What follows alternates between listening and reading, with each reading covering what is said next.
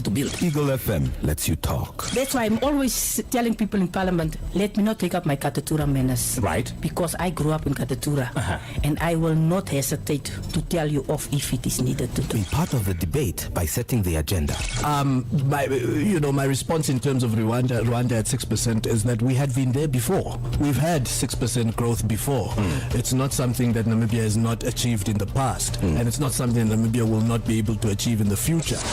Eagle FM, the eye. Want to know about Namibia's latest business and economic news? Then look no further than The Villager newspaper.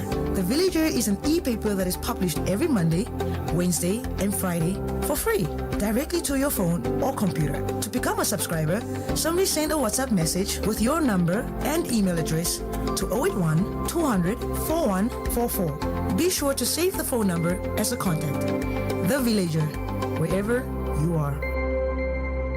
Lipuranengelo wapumbwa eva tere ulikoni maundu tutoingida ashike kapeno nweko dite opoye ekukulile oshafafana nongeshe faili meholamo ihoetike kovano ile koshiwana onongeshe fa yapumbwa kukaraya kovano okupitiramo Eagle FM otuna ebitoda njuka okukwetera oipindi konu kondado nawa nuneudo otukwetera o special ngetashake ngeshe fa omarudi dayo loka opone ushendi fenawa nokumona oijamwili nawa ningepata fanona monika ko Eagle FM onora itatu imwe mbali heali nola natu heali mbali no heali ile komberewa nora hetatu natu mbali o hetatu batatu o mafelane Eagle FM the eye.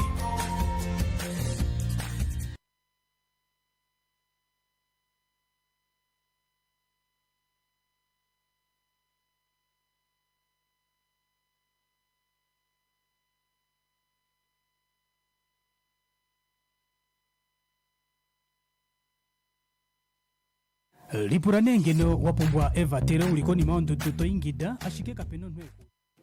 And welcome, dear listeners. Yes, as we always do here on your Mondays for the past 3 weeks, where we've always had this new particular discussion, new kind of a perspective, as well as also new insight here on the every Monday session, as well as also every Saturday session known as ULWAZI. If you don't know what ULWAZI is, it's still the same meaning as we have always announced every time you're on your number one talk radio station, that it means the word knowledge. And once again, welcoming back to studio for this Monday session, we've got Francisco once again here to help us understand some of the key developments contained in today's show. Francisco, how are you doing? Very good. How are you? Good afternoon to the listeners, and welcome to another Monday edition on ULWAZI and Eagle FM. So yeah, we're here, and we're just here to unpack development policy issues and to make sure that we invest more knowledge into the Namibian nation. 100%. And as we always do, specifically, Francisco, you can take it away. You can basically start sailing the boat that we've started on. All right. Yes. Thank you so much. Like today, our key aspects, we are looking at the real estate investment trust, investment aspects in Namibia, and we will be joined by one of the experts that will guide us also in terms of to have a in-depth conversation later in the show to unpack the real estate investment trust. Now, just to give a bit of context, what it means, what real estate investment trust is all about, is it's in Namibia, it's still very much foreign, but in other countries where it's especially in South Africa, like you see your waterfront development, your square mile in center, and your Africa shopping mall. Those are all real estate investment trusts, kind of developments. And so basically it's to raise extensive capital to be able to, and for a lot of people to be able to participate in that segment. Now, when you look at the African continent, we only have 5 countries that have policies and real estate investment trust policies, which is South Africa, Kenya, Nigeria, Ghana, and Morocco. Now, all these are purely powerhouses because they understand investment and they move quickly to develop these policies, and Namibia is lacking behind, and we are unable to attract those investments into Namibia because of such. Now, in the absence of the real estate investment trust policies, so our only hope is at current moment is GIPF. So everyone wants to set up an asset management vehicle and to make sure that they align it to GIPF for them to be able to access public capital.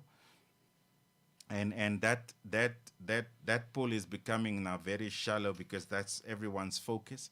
And with the real estate investment trust, it will really give us now different opportunity to be able to say anyone can then participate to buy shares, for instance, in a development like Groove Mall, Marua Mall, and Vernil. So that means public entry to these spaces becomes more accessible. And this is the reason why we really need to look at this policy. Now, subsequently to this, why we brought up, why Eagle FM brought up this topic is because there was a discussion between the business fraternity and the president, the meeting that took place earlier this year, I think it is the first or second quarter of the year, whereby one of the attendees expressed concern that Namibia needs to develop a real estate investment trust policy to unlock development. And now, for that specific reason, hence that we just want to unpack and to create the conversation around the real estate investment opportunities. Now, the one of the benefits of the real estate investment trust is that it allows a lot of players to come into the fore. So the private sector is also very eager to understand what impact it will have. Now, if you have a real estate investment trust policy that is being developed, so now you can raise capital from a large pool to be able to develop units for residentials and all that. Now, you will have more units available for rental purposes to be able to bring to the market much quicker. And currently now, with the key focus mostly on commercial bank, the development bank, it's creating that it's creating that bottleneck. And then the issue of supply and demand actually starts cropping up. And hence, one of the key factors that can really unlock this space is the real estate investment trust policy. Now, your NHE and all that can obviously raise capital, especially for the sectional title in the real estate investment trust space. And then they can develop at a much faster rate because they have an availability of capital. Now, when you look at our financial budget, you can see that there's an allocation of between I think it's 1.3 billion for NHE for housing development. That is a DBSA loan that came from DBSA. So and for us to get into those agreements and to loan to get those extensive loan, it becomes a bit just more expensive. And obviously now when you get such a loan, or you are very much price sensitive because you need to repay that loan, and it's time bound. Now, having aspects of real estate investment trust policies, you will be able to raise that capital within the domestic market. We know that our domestic market is liquid. I mean, some people were talking about we are looking at the liquid aspect of in excess of 300 billion that is available in the domestic market. And we need to develop the right policies to be able to unlock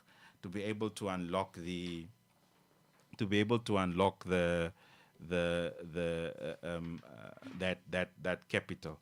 So hence, literally, for us to unlock it, and that that 300 billion, we need now that real estate investment trust, and it's really becoming a very needed policy due to the lack of housing and all that, to be able to address our backlog. Now, what the current ownership is establishing in Namibia, we have a concentrated of ownership. Meaning, concentrated of ownership is that it's only the big families that are playing in this commercial space. It's only the listed companies that are playing, that are developing in this space. And the moment the general public is excluded not to be part of the investment opportunities and strategies, it then becomes an outcry. So we are now saying that government needs to move very fast, implement these strategies, this policy, to be able to unlock, development, to ensure that the general public equally participate in these commercial activities, especially when you start from a much younger age, when you just purely start working, and then you can start buying shares. Now, the current investment system in the property market, it's very much based. It traps the capital. Once you invest 500,000 in a certain investment, it's not easy to get your money back. It's a long-term kind of approach. If you invest in the real estate investment trust, you are then able to get out easily, and you can sell your shares, and you can use your capital gains somewhere else. So this is basically now what the ownership, the current structures. It has a negative ownership connotation that we really need to unlock. And in our, I think maybe 3 weeks back, in our first Monday session, I talked about the urban land policy. Now, in the urban land policy, we've then made provision for real estate investment trust as an alternative vehicle to raise capital into the domestic market. Now, in the implementation strategy of the urban land policy, we then made a provision. Obviously, I cannot now highlight what the amount is, but there is a provision allocation that for once the policy is then approved, so that means that particular ministry responsible for investment policies needs to take that extraction, allocate the budget in its financial year, so that they are able to start implementing the real estate investment trust. So the idea has been there on the government table. It is just that it's just a matter of time as to when it's going to be unlocked. And this is one of the wonderful aspects of the urban land policy, because it has an investment strategy arm around it. So enhance your real estate investment trust legislation is a must-have, and it needs to come as quick as possible. Now, when you look at especially on social media and other news outlets, you realize that your countries like Kenya and Ghana and Nigeria, they are moving heavily in the investment, in the property development investment. So, and it's not because that there's a lot of money, it's because there is a structure that is in place. And when you go to those countries, you will see that their housing market, they are forever unveiling, and they are doing a lot of property conferences, because there's a lot of opportunity. Now, coming back to Namibia, ever since independence, we never had a property policy, a property conference. And it's not because that we are unable to, it's because that we just don't have the right legislation in place for us to be able to unpack this issue. Now, in saying so, having this legislation in place we can easily within a net 5 years of implementation, we can easily drop our housing backlog of between 5 to 10% easily. So this is a must-have. I think government needs to really come in strong. So the two ministries that are basically going to play a major role here is your Ministry of Urban and your Ministry of Finance. Those are the major two player stakeholders that needs really to drive this aspect. Now, when you look at the foreign direct investment in Namibia and the numbers that are coming across and how they are reporting it, there's hardly any direct investment in terms of real estate, direct foreign capital. Now, one of the legislation that can unlock that aspect of foreign direct capital investment into the real estate market is the real estate investment trust, and that we really need to have, so that it's also an indicator. It's because of our legislation our real estate market cannot attract foreign capital. So once the legislation is in place, it will then be able to increase the investment, the foreign direct investment capital within the country. Now, this will then address obviously your housing supply, then your infrastructure issues. Everything is basically then linked around it, and hence this policy is quite critical for our development.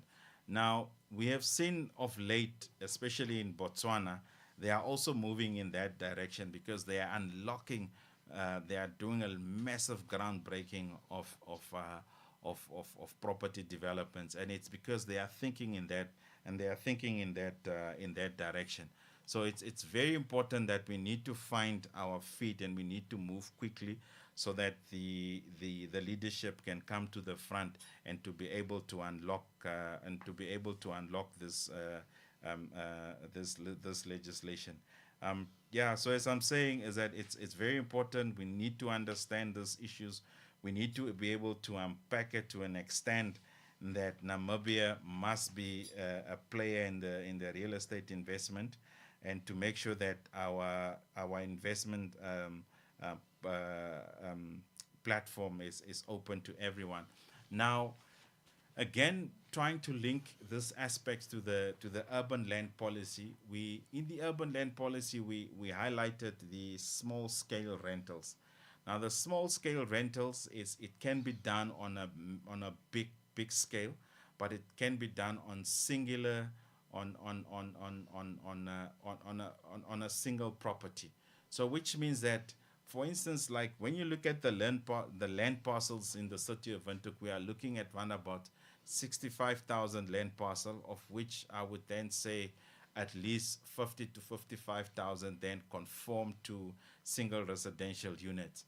Now, all those single residential units, if every property have a space or some square meters that are able to build a rental unit, so you can just see what is the magnitude. If, let me say, of the 55,000, then each have a space to build 2 rental units, that will then give you, we are looking at 110 units. Now, if you bring 110 units onto the market now, obviously you will then have an affordable rental market, and you have then equally so addressed your issues of supply and demand.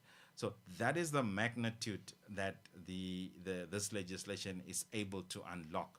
Now, if you look at 110,000, and if you are saying that we are building a unit for say 100,000, so what are we looking at? We are looking at least in excess over $1 billion in terms of capital investment into of what it's able to unlock, just basically using brownfields. When we are saying brownfields, is basically land that has basically been developed already with just additional space for development. So and that is, and then if you add now your greenfields, your new greenfields, so the market can grow extensively. And when you look at the overall capital in the mortgage market of 55 billion, so you can see once this legislation is in place, supply and demand will be able to be addressed. So you can see another growth, so say between 10 to 15% within the mortgage market, equally so, meaning that now people will be able to afford the sectional titles, because the legislation is allowing for you to mobilize capital much easier, which is not with very low cost margins. So the legislation is much needed. We need to move fast. I think the leadership just needs to come to the forefront and to be able to assist the upcoming and those that wants to own property into the space. Now, the legislation, a new legislation, whenever it comes in, it also create new jobs. When we are saying new jobs, because you now need to have experts that understand this the legislation. So you're now going to have new financial experts. You're now going to have new developers that thinks differently in line of that legislation. And so obviously your business proposals also, the extent of your business proposals will also now change due because of this new legislation. So it will really unlock a lot of opportunity. Now in economics, and one of the to be able to activate your economy, and it's more in the construction industry because it has a greater domino effect across all the economies, especially, and it's cutting to the lower tier of labor for people to be able to participate. So definitely you are going to see an extensive change in your employment market. And I think for me, that is the most critical aspect. Once we bring back the TPEC 2, and I think this legislation can be our TPEC 2 to be able to unlock it. And I know there is quite an outcry in the public domain that the government might think of another TPEC program, so that because when TPEC was running, it was really cutting to the grassroots, and everyone was getting opportunity of employment. And I think this legislation perhaps is the right time that government needs to really start looking at it to be able to unlock it. Now, I just want to dive but back just slightly off the real estate investment strat, but just equally so in line. I so happened yesterday to go visit Kleiner Cooper. So when I went to Kleiner Cooper, I went to the last street and Is to be the one against the wall or the one on the other side of the school? No, see, it's on the other side. It's on the other side of the school. Yeah. So I was looking at the new developments that are coming up, and then new units that were the sectional titles that were built. It actually came up very quick. Now, one of the concerns that I've picked up whilst sitting on basically looking at, I have a roof view while I'm on that street, is that a lot of people don't understand flat roofs. Some of the houses don't have any slope. The slopes are very minimal, and it creates a high maintenance cost in moving forward, because flat roofs, they will always leak. Yeah. So like ours. Yeah. The flat, Okay, not specifically, but yeah, I get it. Is it Yeah. because the water stands still? It doesn't flow off. Yeah, you see, you must always, when it rains, your flat roof becomes a catchment area. Yeah. Now, when the water hits at a particular point at a certain speed or rate, it's applying pressure On a specific spot. on that specific spot, and the water takes a while To move off. to move off. So it becomes heavy, and that becomes the danger. And as what a lot of people, when they are putting on flat roofs, they just say because they are doing for aesthetic purposes.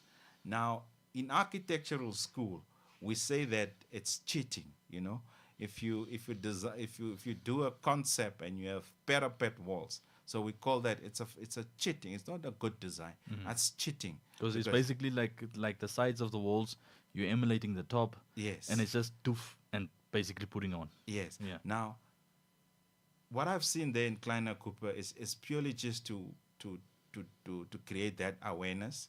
Yes, for now, your house will look fine, but your ceiling will come collapsing on you at some point. And once your roof starts leaking, it becomes a maintenance plan.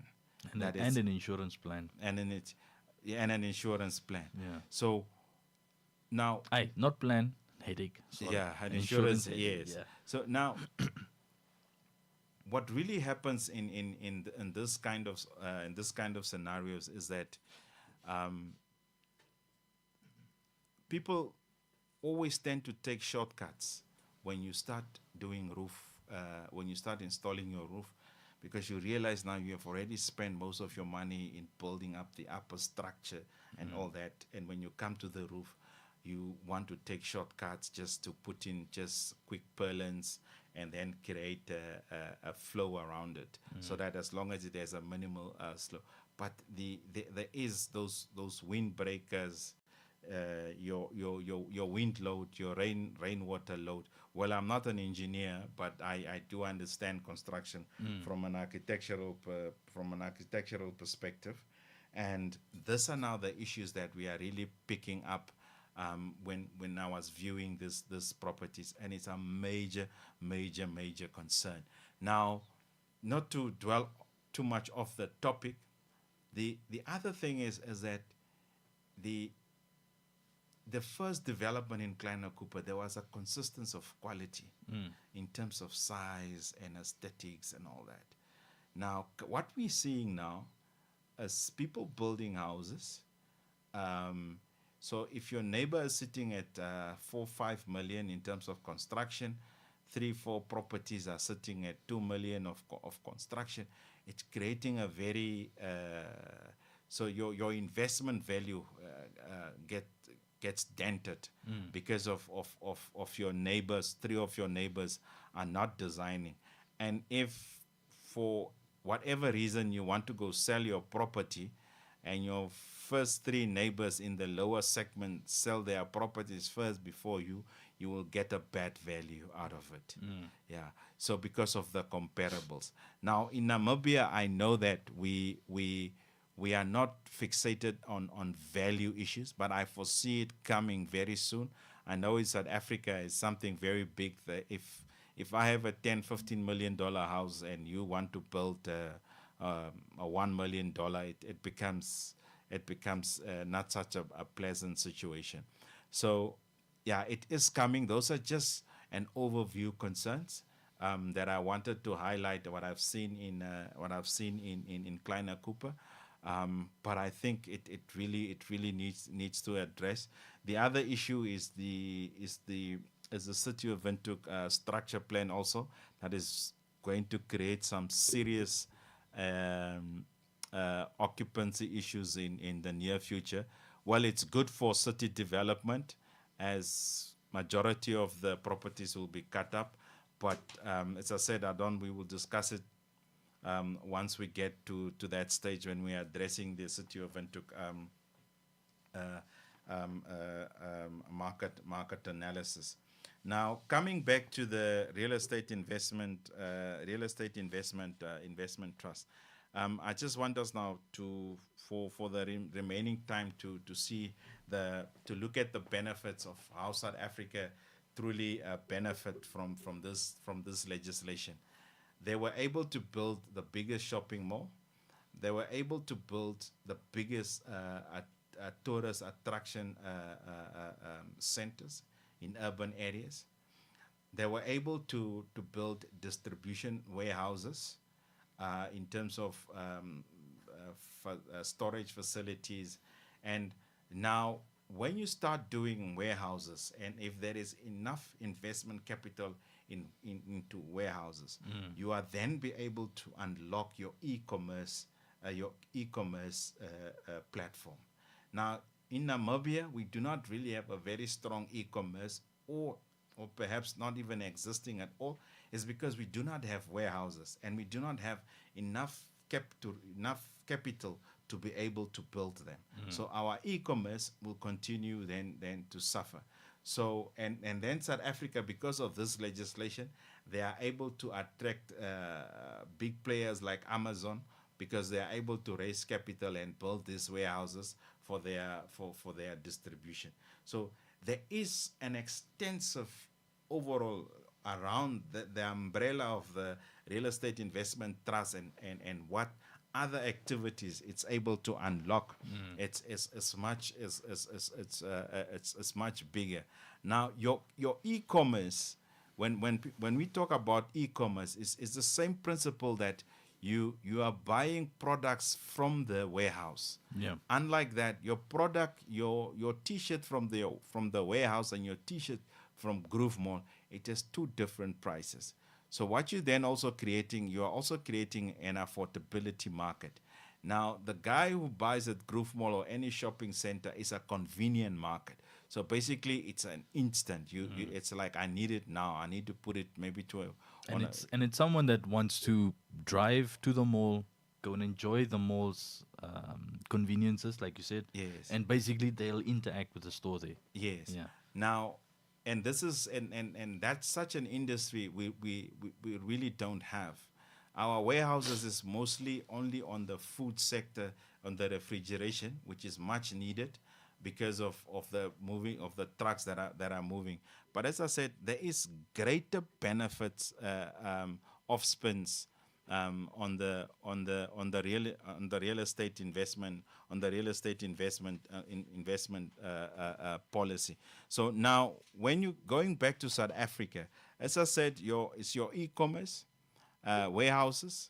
Equally so, your data centers also then becomes one of the opportunities that you are able then to unlock, because now that you have your e-commerce industry that is unlocked, obviously the another offspring of that is your data centers that are also going, because you need good data network to be able to unlock your e-commerce. So there's a lot of opportunities around it, and there's a lot of benefits, and there's a lot of job creation. So the idea, what we are doing at Eagle FM, is we just want to give a perspective as to how policy can really contribute to real jobs. Yeah.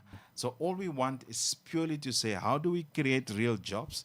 So all government needs to do is just to unlock this legislation, and to make sure also NAMFISA then also comes on board to be able to ensure that our financial structures or mechanism can protect the public, to ensure that money is used for the right purposes. So there is so much opportunities around the real estate investment trust that we need to really look into. So our idea here is just really to have a discussion around it, Yeah. and to create the gravitas, the need around this legislation.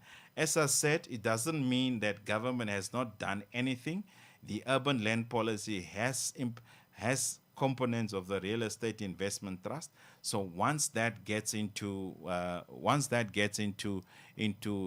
gets approved, that means that the wheel is in motion for the real estate investment trust to be implemented. Now, going back again to South Africa, apart now from the e-commerce industry, the data centers, your retail spaces, South Africa is able to build sectional title, getting onto the market every second month. They are putting up huge developments.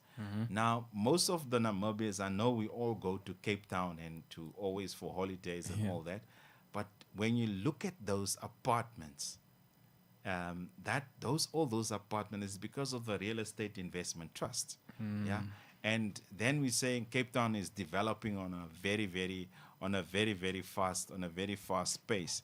Now, yes, the real estate investment trust is also it's a very good legislation, but there can equally be negative aspects to it. Now, when you look into the context of Cape Town, Cape Town it has 35,000 listed units on Airbnb. 35,000. Now, those 35,000 is units that have been taken off from the market on long-term rentals. Now, who is there to fill that gap of that missing 35,000? So that means now your real estate investment legislation is one of the policies that can counter that deficit that is created by the market. You know, market responds to need and preference and all that. Now, once Namibia moved into the high bracket of Airbnbs, and this policy is not in place, so that is it's going to be the social impact is going to be huge on the negative side. So I'm just trying to unpack the need for this legislation in a social perspective in terms of what it can mean to the country, what is it able to address, and why do we need it. Now, when you look into Swakopmund, they are now busy putting up a 40-meter story building, which is going to be the first of its kind. I think it's around about 200 units. Now, you are going to raise that capital with difficulties because due to lack of policy. But if we have a real estate investment trust, we can now set up 5 or 6 of such buildings up in the coast. And I just want to bring this across so that people can really understand what this real estate investment trust, what the impact it can have. Now, for 200 units, what is your employment factor on that space?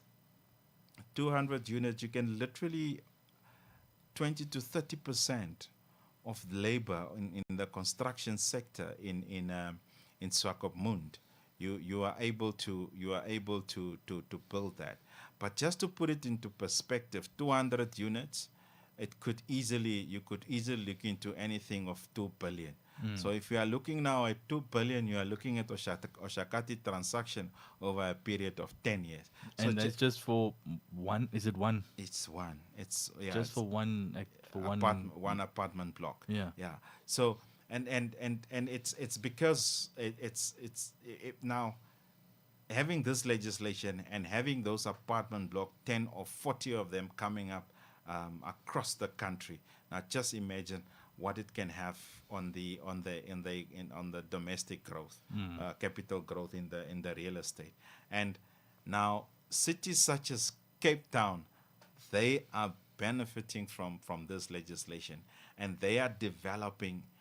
They are basically demolishing buildings, and they are building on a very, very fast pace. And currently now, they are also busy trying to build units at the parking area of the civics building, which you call your like your City of Windhoek at office.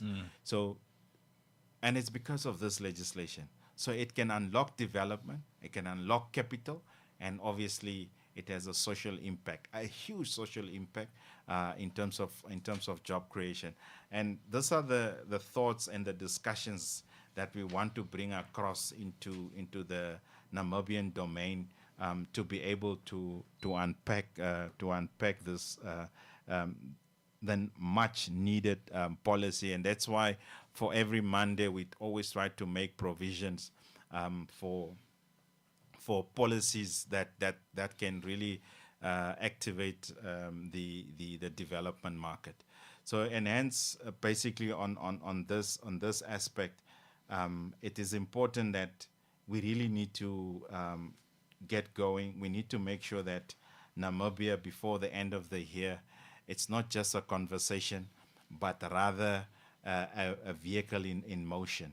I know that Oryx Property is really driving very, very hard on this idea, and it is because one of their key players as a stakeholders that is really basically trying to create this conversation.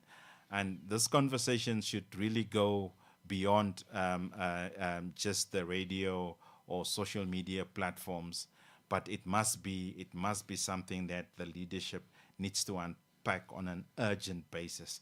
So there's a lot of opportunities especially in that space.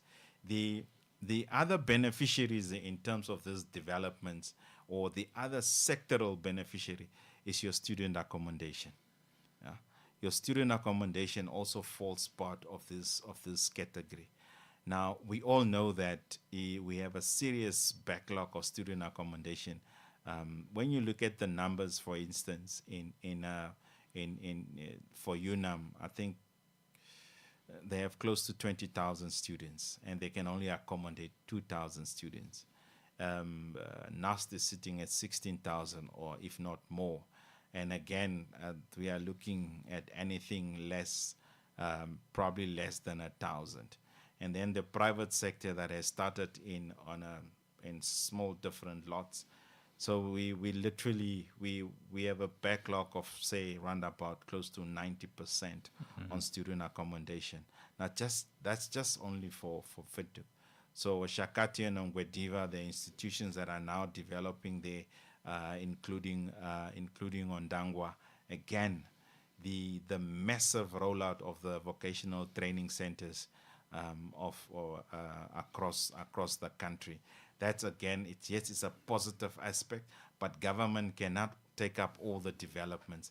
Again, the real estate investment trust legislation will be able to cover this missing aspect. So it's just that we need to understand it, so that we understand the urgency of that particular policy. And I think it's about time that the Namibian market or the leadership needs to understand as to why we need policies that are very much forward thinking. Purely here, got nothing to do with politics, got only to do how to unlock investments. And this is one of the policies that we need. The asset managers needs to look into it.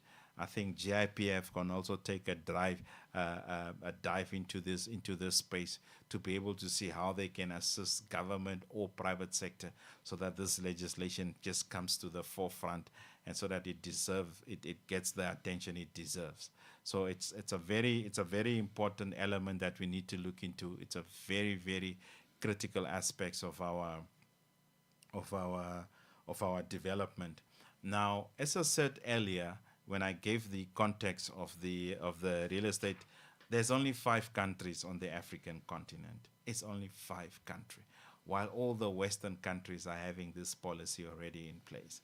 And that's why their development trajectory is much higher than what is happening on the continent. And that's why people are saying that there's so much opportunities on the African continent. And this one of the policies that is able to be able to unlock these opportunities. And we just need to be, at least, let us be number 6 in terms of having this legislation in place. Let us be number 6 on the continent, and to make sure that we also then benefit from that foreign direct investment capital that is coming to Namibia. And I think for me, it's very, very important that we must be able to address these issues. We must be able to understand as to how do we really create jobs.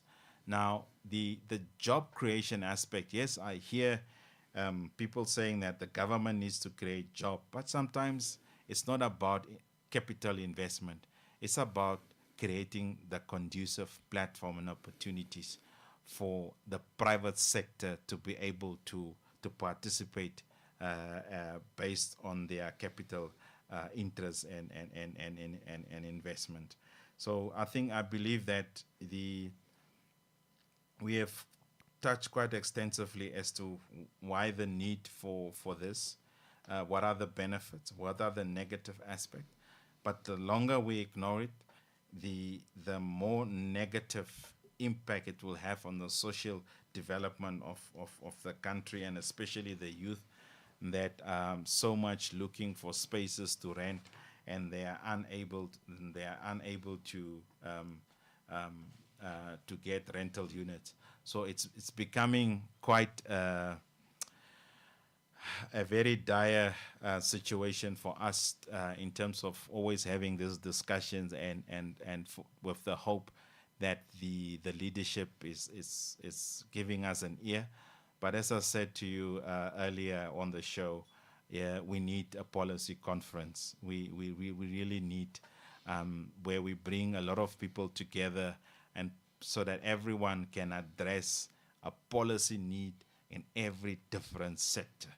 And if private sector, the government needs to get together, we need to have this conversation. We need to have this conference, so that we are able to unpack the shortfall in the policy arena. So yeah, I don't know if Well, I still have one slight question, Francisco. If for example which has always been the comparison between Namibia and South Africa, it's also something that I saw back then on the notion on the student accommodation thing.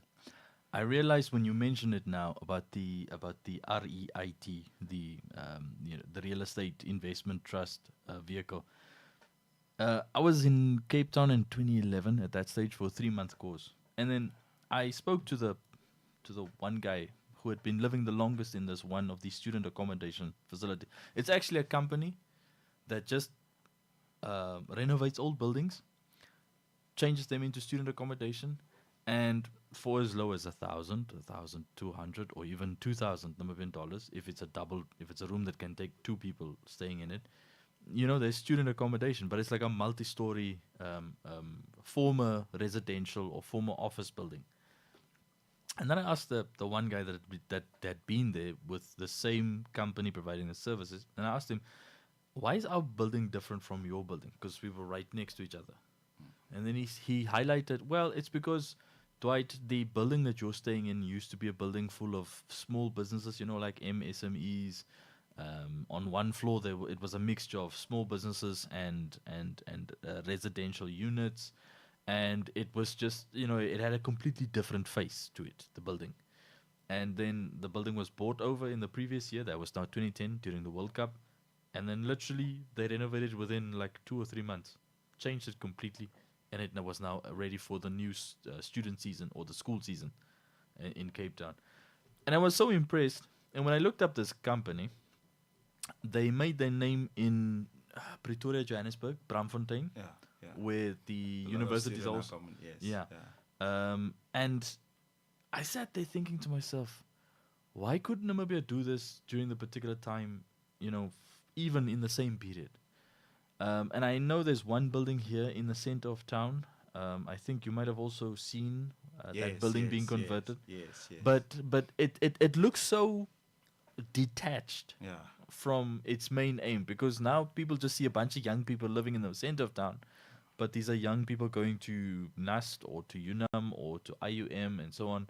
But it's a good idea, but it's like the first pilot of its kind, and it brings a different dimension to the center of town.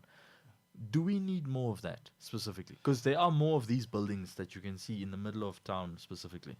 Yeah, we need more of that. But now the problem is to raise the capital to convert those buildings. Yeah, because it was now business units and the likes. Yeah, that becomes really now the challenge. Now the question is, how do you raise the alternative capital? So you need this alternative legislation that enables you to unpack that.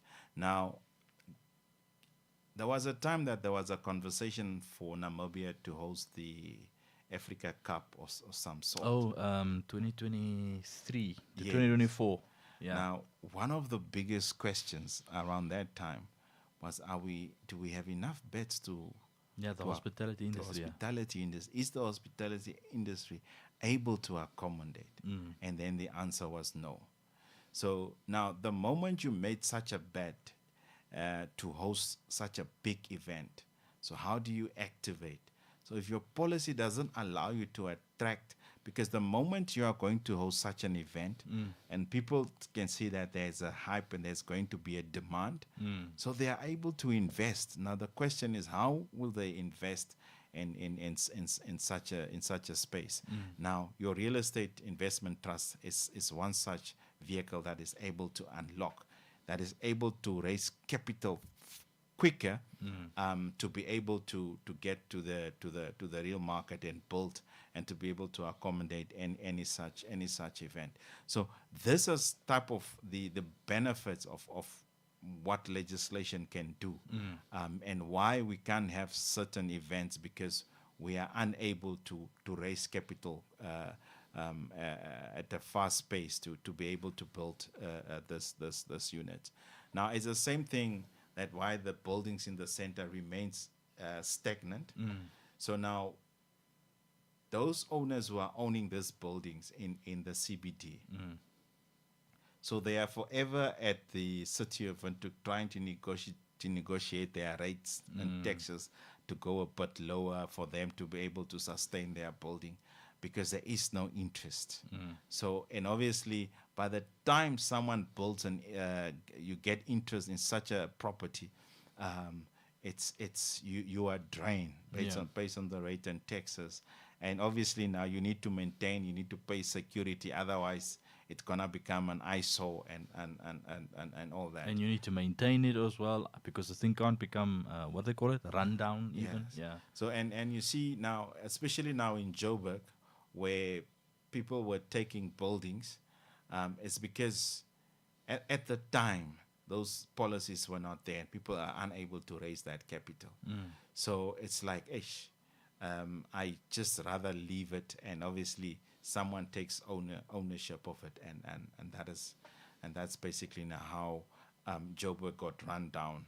It's also one of the I won't say it's because of, in the absence of policy, it allowed it to happen, but it could have slowed down the process if there was capital available around it. Yeah. So and I think the need for legislation to prevent certain aspects to happen, it's equally as important. So for me, access to capital is critical. We need the legislation. We need to address our housing backlog. Our infrastructure needs to be supported. We need to raise capital differently. But there is domestic capital available. But how do we attract that? Yeah. So we need to create those platforms. So the players, Namfisa, GIPF, Old Mutual, Sanlam, all these entities needs to come to the forefront and to be able to tell government that we are going to support it, or someone just needs to draft it on behalf of government to say, here's a proposal, this is what we can do, can you look into it, and just do the due diligence around it. Yeah. So it becomes very, very important. Now, equally so, I've also picked up that the government is now, it went to the market to look for consultants to be able to review the different policies, because we are now developing a lot of policies, but we don't have capacity within the ministries to be able to review these policies, which is also another positive aspect. And I know that tender is closing on the 24th, and I think it's a very brilliant idea from government. When you see that you have a shortfall and you want to speed up so that policies can be implemented much quicker, get private sector assistance and experts so that you are able to implement the policies. But yeah, Francisco, just on a notion specifically, also drawing back to the urban-rural discussion we had 2 weeks back. Obviously, in hindsight, when we look at now today's particular discussion, obviously which helps the urban economy, is it potentially something that also will heighten or increase the rural to urban migration trend? Because now many of the rural young people will say, hey, listen, there's more jobs now in these urban areas. Let's say we take the spine of Namibia's highway. So we take it from Oshakati all the way down to Keetmans, the major administrative capitals. And each one now does the same particular thing with like a real estate investment trust. And now these massive developments pop up. would it potentially heighten? I know it's got something. It's like one of the pulling factors for rural to urban migration, but usually many of the things is based upon the jobs and the access to money and opportunities. Do you think this will be one of the things that might potentially heighten that? Yeah. Yeah. You see, the one thing that when it comes to rural urban migration that we don't talk about is that the age factor for me it's a very important aspect, because you'll find that as people are retiring, they want to move back Yeah. to the rural areas. So there's also that factor, yeah. So there's also that factor, but because the youth numbers are much higher, so the migration factor is higher, yeah. But the question is, for how long will that youth factor be higher? So there is in the next 20 years, the next coming census, so we will see a reverse migration. That is also, unfortunately, that is how life works. That it will definitely. It's actually already taking place. The Yeah. reverse migration. Yeah. I've seen it in the town. I'm hearing stories of Rehoboth, Yeah. Windhoekers who realize Windhoek is just too expensive to live in. Yeah. One lady told my sister last week. She said, "Listen, because she's younger than my sister, she went like, you know what, Auntie, I'd rather pay the 1,500 for the transport costs than pay the 8,000 or the 5,000 to 8,000 just to rent in Windhoek." Yeah. Which is a super economically logical statement to make. Yeah. Paying that 1,500 just for transport. Yeah. And okay, I feel sorry for the people from Kommerstal. You know, staying in an hour in that traffic. Yes. Now between 5 and 6, and in the hour of traffic, you could drive to Okahanya and Rehoboth in both directions, and be at home by 6. Yeah. Which So- is So the reverse migration it's another aspect. Yeah. So obviously the symptoms of urban migration is the first symptoms of your informal settlement, and then obviously is your issue on supply and demand. So one needs to just create an equilibrium around it. Yeah. So once you have it, and I think things will definitely work out. But I'm of the opinion that we are going to see a different picture coming the next 20 years. By the time we are already into our I'll 50 years don't worry, I'll be 60, independence. I'll be 60 already. Yeah. We all will be 60 by then. You know, We'll So- be pulling our pensions by then. Yeah. yeah. So and that reverse migration, definitely it's something that we need to look out for. Yes, there is now, people are saying, and the current planning is to accommodate the rural migration. But I'm now saying that the moment we create a platform and then we create a balance, I think it should be fine, and we are able to handle it. But I do not really think it will. Yes, of course it will attract, but it's just that obviously now everyone in the city will have something to do, and then you're gonna start having a very vibrant. And then you actually get to the activities you want the city to have. Yes. Okay. Yeah. So I think there's a positive and there's a negative to it, but I think it's I think what is important now, let's address the problems that we are having and see how best we can deal with the future. But now to deal with the future and not addressing the current concern, then it becomes a bit pointless. Yeah, then it becomes the balancing act that you Yes. highlighted. Yeah, so I think for me, I think it's just best that government needs to really assist us and unlock the real estate investment trust legislation. And as I said, also there's the discussions.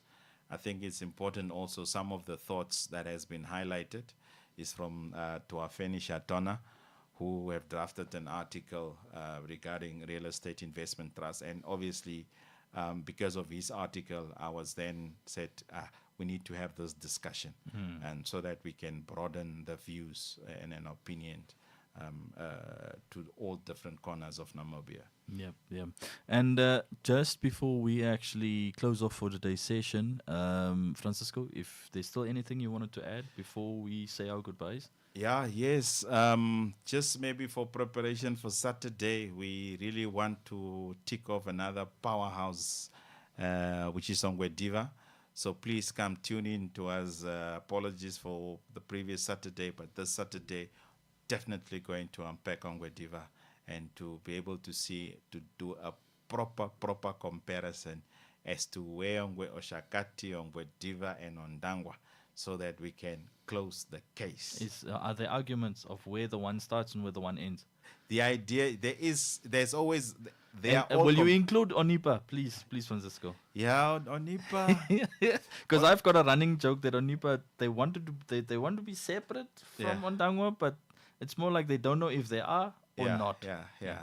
So, Onipa, we will deal with it. I think Onipa, I would want to put it together with Oshikuku, perhaps, and see what are the dynamics. There is not a lot of data in Onipa. Yeah, but it's irrespective that there's not much that has been happening. We need to give perspective and overview. That's why we're here. It's probably also because they have their designation as an urban settlement. Yes. So we definitely, but Saturday, definitely the last battleground of the North, we will deal with it. And on that note, guys, if you are going to participate, and remember it's Saturday, do call in. Just don't take up the whole discussion. I mean, Francisco at least has an hour, basically to give all the necessary points. But call in, have that conversation, and let's hear the argument. I don't want to hear the battle lines between Onipa and Ondangwa, please, guys. But let's hear the argument. On that note, this has been ULWAZI for this Monday session, and we'll see each other again on Saturday. Stay tuned for the home run right after the break, and we come back right after this. All right. The views and opinions expressed by our guests and callers are not those of Eagle FM and any of its Eagle staff. FM lets you express your constitutional rights of freedom of expression without fear of favor. This is actually, to put it mildly, an economic scandal. Fraud. Not fraud, it's a scandal. Scandal. Why do you give a tender to somebody who does not have capacity to build? Why should you do that? You know a person that does not have a capacity to build. Eagle FM lets you talk. That's why I'm always telling people in Parliament, let me not take up my Katatura menace. Right. Because I grew up in Katatura. And I will not hesitate to tell you off if it is needed to do. Be part of the debate by setting the agenda. My response in terms of Rwanda at 6% is that we had been there before. We've had 6% growth before. It's not something that Namibia has not achieved in the past. And it's not something that Namibia will not be able to achieve in the future. Eagle FM, the eye. Want to know about Namibia's latest business and economic news? Then look no further than the Villager newspaper. The Villager is an e-paper that is published every Monday, Wednesday, and Friday for free, directly to your phone or computer. To become a subscriber, simply send a WhatsApp message with your number and email address to 081 200 4144. Be sure to save the phone number as a contact. The Villager, wherever you are.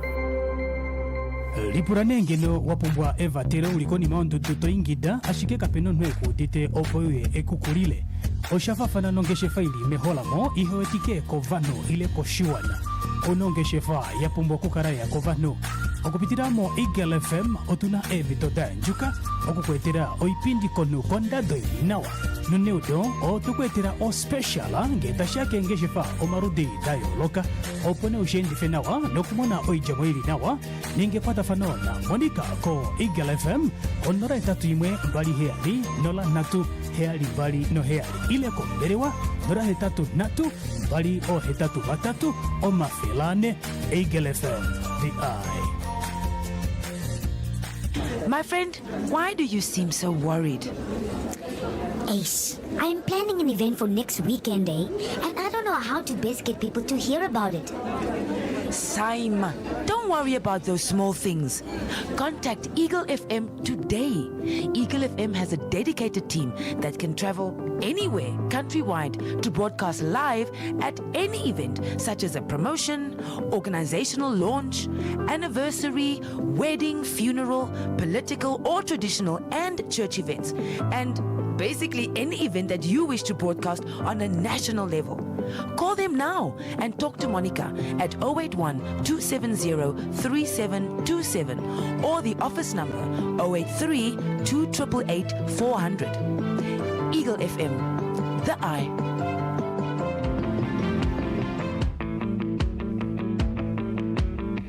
You are now listening to The Home Run with Helmut and Dwight, weekdays from 4:30 to 6, only on Eagle FM. Download the app or tune in to a frequency near you.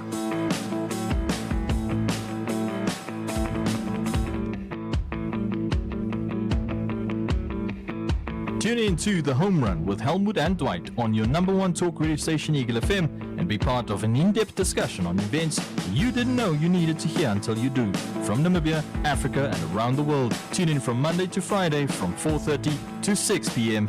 only on Eagle FM.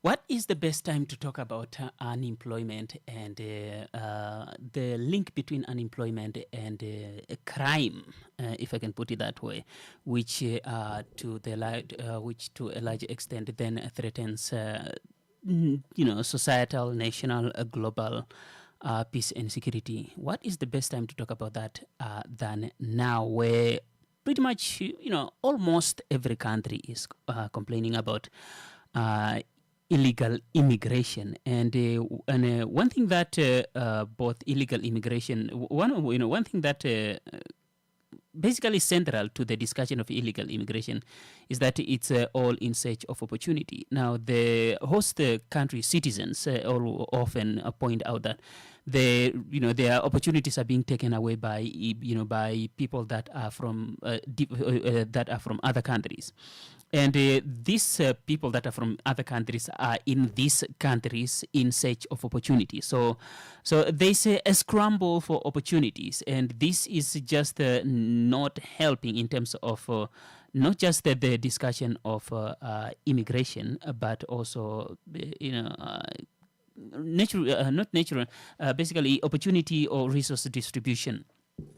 And so the best time to have that discussion is now. And as smart as my glasses would like to make me look, I'm not that smart. I'm not smart enough to come up with this topic. That is coming from the International Labour Organization themselves, where they met last month from the 1st to the 12th of June, and they deliberated on a lot of topics. And I just picked one that piqued my interest, and that is the link between crime and a lack of opportunities, aka that's if you are looking at it predominantly on a national level. But when you are looking at it on an international level, like the International Labour Organization does, because their operation parameters is global, hence the international part of the International Labour Organization. So when you look at it from that angle, you begin to realize why, if the instability is left to, is not attended to as early as possible on a national level, it cascades to reach a point where it begins to threaten peace and security on a global level, which is the major concern of the International Labour Organization. Thank you for tuning in. Welcome to Home Run with Helmut and Dwight in absentia. If you just tuned in, I'm here until the hour of 7. And today is Monday. Usually we go from 4 to 7, but for Mondays, we have ULWAZI taking over the first hour, that is from 4 to 5. That's the one that you have been listening to, talking about how to bring about affordable housing. Speaking of which, affordability is a very important component here. And when you can't talk about affordable anything, including housing, that you were just listening in the previous program. Without talking about the legislation, the legislative aspect of things. But that was ULWAZI. Let's go global now, because I mean we spent the better half of basically the whole hour from 4 to 5 talking about Namibia. So let's talk about opportunities. The link between the nexus. If you want to go full vocabularious, the nexus between unemployment. The nexus between unemployment and peace and stability in a country. It's a very important aspect to look at. Now, the reason why I just picked that part of the conference, on that part of the discussion, is because I like drawing comparisons, and I'll just share a few with you. And the few that I'm just going to share, just a brief of what we are going to be talking about pretty much all the way through to the hour of 7 that we're going to be having this discussion of the link between, unemployment and the link between unemployment and peace, not just on a national level, but on an international level. Is that the International Labour organization recently held its 114th session of International Labour Conference. Some of the topics that dominated the agenda were decent work and gender equality at work and social dialogue. The decent work is one that I picked up because if you are talking about decent work, now from my standpoint, decent work includes both social dialogue and gender equality under that umbrella of decent work, because decent work does not means you are getting you are being paid enough, and also just put in mind that you are also putting in the work to be worth what the enough that you're being paid for. It's about now decent work means you're being paid enough not to live in survival mode. And the problem is one thing that we see especially in the 21st century, is that you have now work to wage ratio is a bone of contention in terms of employment discourse in pretty much every country that you go to. It's like the cost of living is in a fighter jet, and the salary is on a, I want to say motorbike, but I do not want to disrespect my Kawasaki. Hayabusa, bikes are fast. But now the thing is, now you have a source of income, and the cost of living seems to have an ever growing gap, and this ever growing gap is now beginning to have some negative social impact, and these negative social impacts are emanating from desperate individuals just trying to make ends meet. Not everyone is a psycho. Now, there are several ways of looking at this. It's either we just have a bunch of people that are full psychos and they just want to commit crime after crime after crime, or there are those that are just that, aka nuts, and there are those that are just caught in the wrong crowd because of a search of opportunity. Before you start saying, oh, you know what, are you just promoting crime? Oh, no, I'm not. Believe me. I thought I was when I was putting all this information together, which is why I decided to look for, like, where has this been done? Because we're at that point where we have a digital library, a global digital library, aka the internet, where you can find pretty much every source of reference to any topic that you can come up with. Now, on the link or the nexus between crime and unemployment or lack of opportunities in an environment, and this is now this is just in Africa. I'm African, so I just decided to pick just the 2 African examples. And this, though, does not mean that this desperation and lack of opportunity, or more like the link between unemployment and lack of opportunities, is only something that is present in Africa. It's the world over. Now, the source I used is Western, because I'm an English speaker. I would have used an Asian one, but I don't speak Korean, Japanese, Chinese. I'd say one of, if not the official language of Malaysia, Bahasa. No, that's Indonesia. Now just here mixing things up. So according to Taylor and Francis, this is more like a digital library in the overall internet digital libraries that I always refer to sometimes when I'm looking at especially subjects that are of social in scope. According to Taylor and Francis, the relationship between crime and unemployment has a long history in social science and remains central a point of debate for politicians today. This was the nexus between unemployment and crime in KwaZulu-Natal, South Africa, published in 2019. Now, the nexus, Taylor and Francis, as two documents that I found interesting that supports this, that is in line with the International Labour Organization's concern in relations to the link between lack of opportunities and the rise in crime statistics. And the International Labour Organization themselves, they are not making this link today.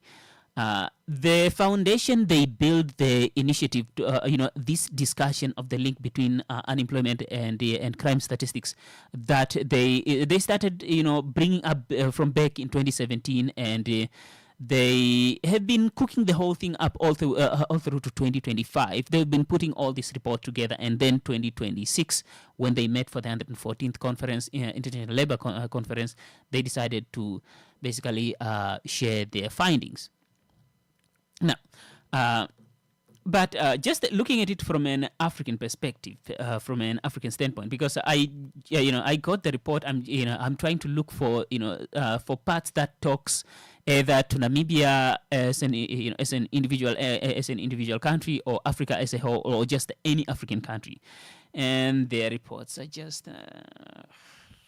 I know we're an international labor organization, but just at least just. But anyway, the internet is such a big space, so I decided to look up two studies that were conducted on this same subject on the African continent, and well, turns out the good thing about the internet is when you look, you can find. If you look, you shall find. Now, the one on Ghana was published, reviewed in March. Reviewed in 2025. It was published in June 2025. It was published in June 2025. The South Africa, now there are two South African ones. There's one on KwaZulu-Natal. There was one on KwaZulu-Natal, specifically just zoning in on KwaZulu-Natal, South Africa, that was published in 2020. And then there's one also on the same subject, also on South Africa, on just youth unemployment and illegal mining. Now, this is just the entire South Africa that they are looking at, especially in the extractive industry.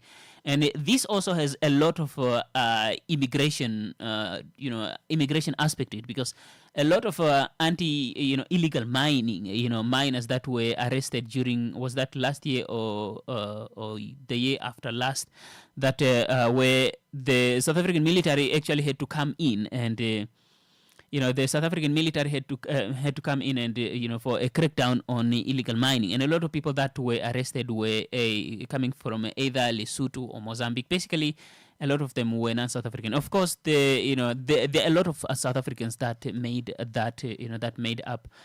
the number of people that were arrested, but there was a significant number of people that were coming from neighboring countries. So let's start with the neighboring. Let's start with with KwaZulu-Natal. Youth unemployment and murder crimes in KwaZulu-Natal, South Africa. The relationship between crime and unemployment has a long history in social science and remains a central point of a debate for politicians. In this paper, now they are looking at the link between youth unemployment and the causal link between unemployment and murder cases in KwaZulu-Natal, a province in South Africa that at this point, this was in 2020. And has South Africa really changed much? not, I wouldn't say. Especially with the speaking of March. So the issue we are looking at here is one of that link between the link between crime and unemployment. Now, when you are looking at it on a national level, you can easily look at it as from a perspective of crime and the unemployment. But when you are looking at it on an international level, it becomes a security concern.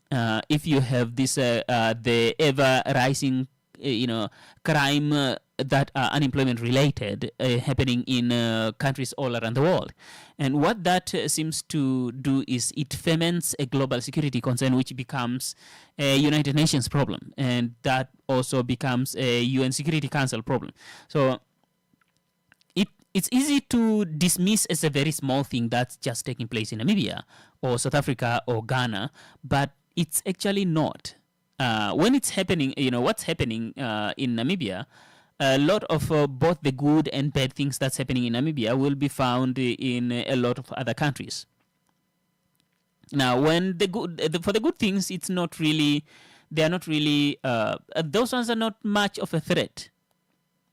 But for the, if at all, but for the negative ones, now you have a giant problem with you because if you have unemployment, unemployment that is tied to lack of opportunity, to lack of opportunities happening in Namibia and South Africa and Zimbabwe and Zambia and all this. Now these are neighboring countries that are within the SADC region. So when you look at it on a SADC level, it stops being just a simple link between unemployment and lack of opportunities that may lead to the rise in crime maybe in urban areas of one country. When you look at it from a regional standpoint, it begins to resemble a regional security concern. When you look when you're looking at it on an international level, it becomes an international security concern, which really brings up a discussion on we better attend to this now before it gets out of hand. Now, it's the connecting of the dot that I just find delicious. But before we continue, let's take a quick break. Home Run with Helmut and Dwight on Eagle FM. Stay tuned.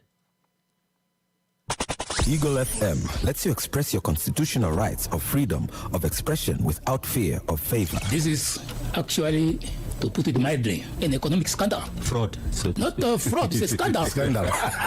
Why do you give a tender to somebody who does not have capacity to build? Why should you do that? You know a person that does not have a capacity to build. Eagle FM lets you talk. That's why I'm always telling people in Parliament, let me not take up my Katatura manners. Right. Because I grew up in Katatura. And I will not hesitate to tell you off if it is needed to do. Be part of the debate by setting the agenda. My response in terms of Rwanda at 6% is that we had been there before. We've had 6% growth before. It's not something that Namibia has not achieved in the past, and it's not something that Namibia will not be able to achieve in the future. Eagle FM, the eye. Want to know about Namibia's latest business and economic news? Then look no further than the Villager newspaper. The Villager is an e-paper that is published every Monday, Wednesday, and Friday for free, directly to your phone or computer. To become a subscriber, simply send a WhatsApp message with your number and email address to 081 200 4144. Be sure to save the phone number as a contact. The Villager, wherever you are. Lipuranenge no wapumbwa eva tere ulikoni maundu tutoingida ashike kapeno nweku dite opoye ekukulile. Oshafafana nongeshe faili meholamo ihoetike kovano ile koshiwana. Onongeshe fa yapumbwa kukara ya kovano. Okupitiramo Eagle FM otuna mitoda njuka. Okukwetera oipindi konu konda doili nawa. Nuneudo o tukwetera o speciala ngeta shake ngeshe fa omarudi dayo loka. Opone ushendi fenawa nokumona oijamoili nawa. Ninge pata fanona Monica ko Eagle FM onora itatu imwe mbali heali nola natu heali bali no heali ile ko mberewa nora hetatu natu bali o hetatu batatu o mafelane Eagle FM the eye.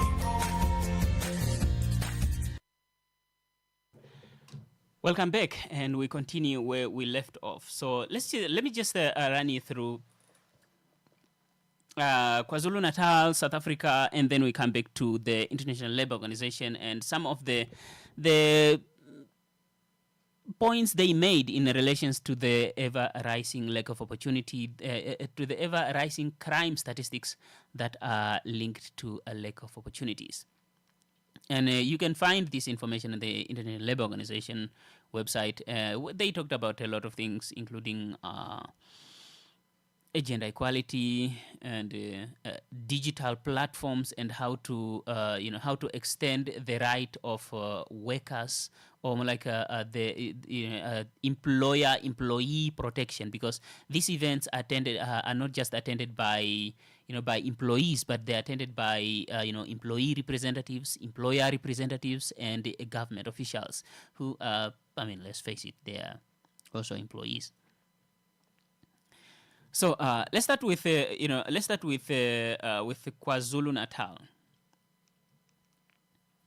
Now, using local municipality level panel data observed during between 2006 and 2017, and holding constant standard control variables, youth unemployment is found to be exogenous to omitted crime, varying, like this is just some fancy English of saying these two are linked and they are not going down. They're actually going up. And the link between them is not something new, it's something we knew already. Because, I mean, Taylor and Francis is pointing out that the link between unemployment and the more like unemployment or lack of opportunities, and lack of and unemployment, unemployment and lack of opportunities and crime. These two, it turns out it's an interesting topic that is not new to the world of political science, basically. So, in other words, wherever there are lack of opportunities, there is always going to be increase in crime.